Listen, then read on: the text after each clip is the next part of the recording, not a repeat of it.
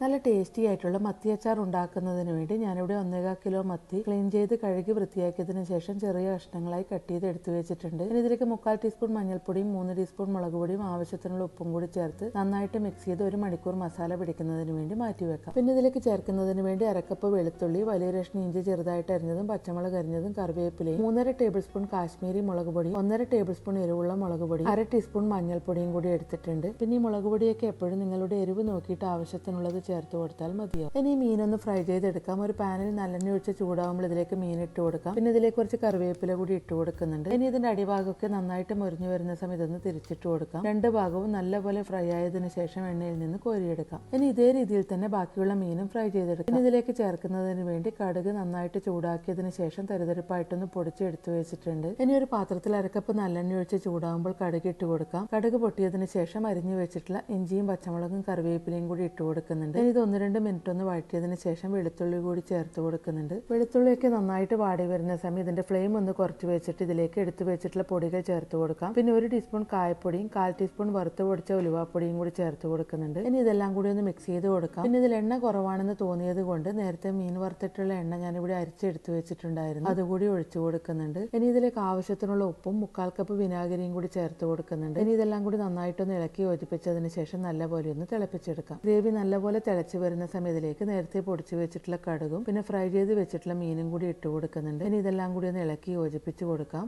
പിന്നെ ഇതിൽ ഉപ്പ് കുറവായതുകൊണ്ട് കുറച്ച് ഉപ്പ് കൂടി ചേർത്ത് കൊടുക്കുന്നുണ്ട്. ഇനി ഇതൊരു മീഡിയം ഫ്ലെയിമിലിട്ട് 5-8 മിനിറ്റ് നല്ലപോലെ തിളച്ച് ഇതിൽ നിന്ന് നന്നായിട്ട് എണ്ണയൊക്കെ തെളിഞ്ഞു വരുന്നത് വരെ കുക്ക് ചെയ്യാം. ഇപ്പോൾ മസാലയും മീനും ഒക്കെ നല്ലപോലെ യോജിച്ച് അച്ചാറിൽ നിന്ന് നന്നായിട്ട് എണ്ണയൊക്കെ തെളിഞ്ഞു വരാൻ തുടങ്ങിയിട്ടുണ്ട്. ഈ സമയം ഇത് അടുപ്പത്ത് നിന്ന് മാറ്റി വെക്കാം. പിന്നെ ഇത് നല്ലപോലെ തണുത്തതിന് ശേഷം നനവൊന്നുമില്ലാത്ത എയർ ടൈറ്റ് ആയിട്ടുള്ള ഒരു കുപ്പിയിലേക്ക് മാറ്റി വെക്കാം.